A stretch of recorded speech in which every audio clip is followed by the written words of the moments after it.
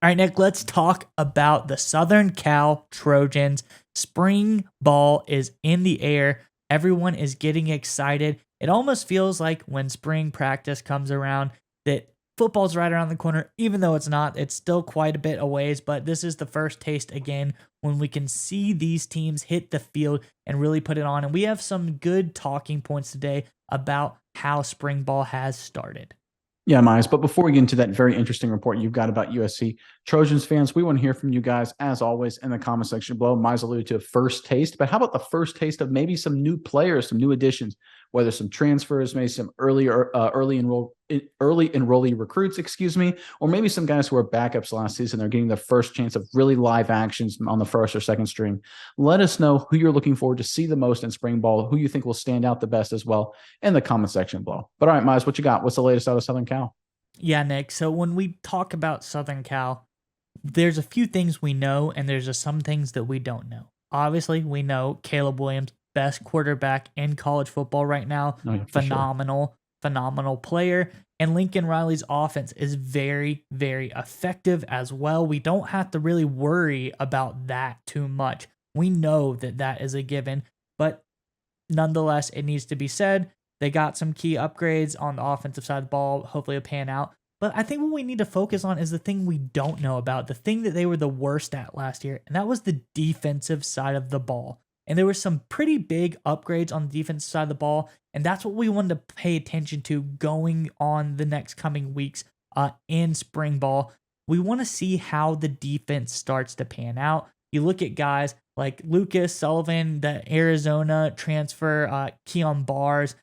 The defensive line has gotten a lot stronger as a whole. They got the rush in from Georgia State, Jamil Muhammad, a couple of other key signings.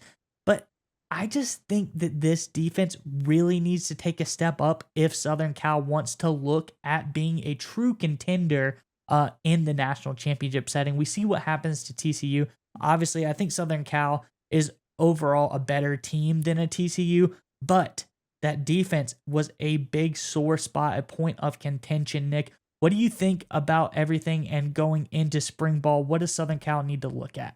So I think Lincoln Riley holding on to defensive coordinator Alex Grinch was met with a lot of I'll call it scorn from the Trojan fan base, and for good reason. Grinch was downright terrible at times, especially in the losses against Utah, and of course in the bowl game disaster, how that turned out to be.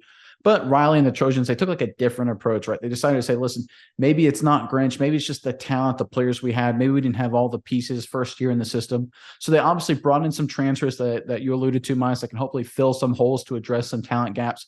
And they're also hoping another year in the system will help make things a little bit better. And Lincoln Riley kind of alluded to that in some comments. He's talking about guys need to understand the scheme better, guys need to get better physically. You just need guys to come and start gelling and playing better together and things like that. And I think that's what spring practice is going to be really huge for. One, Alex Grinch is essentially coaching for his job. I think that's everyone understands that this season the defense has to be a lot better or he's fired. They decided, like I said, to bring in transfers and focus on just developing the players and adding to the talent pool as opposed to changing out the coaching staff. We'll see how that we'll see how well that works out for them. But I really think the Trojans under Lincoln Riley, I like his mindset, right? Because it's one of those things. He obviously could score a bunch of points. Sometimes these offensive coaches seem to like not even really care about the defense, right? They just sit there and say, listen, I'm just going to worry about offense forever. We'll let the defense do their own thing. I really love that Lincoln Riley is actually putting a very public emphasis on defense, bringing a lot of limelight to these transfers, putting a lot of limelight on these coaches as well to really let them know that, hey, guys, you got to step up. Because it would have been very easy for Lincoln Riley to kick back and let Caleb Williams throw for 1,000,000 yards and they could score 50 points a game, but still, finish a disappointing season because the defense stinks and say, hey, listen, I did my job. The offense was great. But no, he took the holistic approach and focused on the defense from a high perspective. And I think that's a great move by Lincoln Riley. And it shows that he's really capable of being a top-down, CEO of the program, as opposed to just a great offensive mind who happens to be a head coach.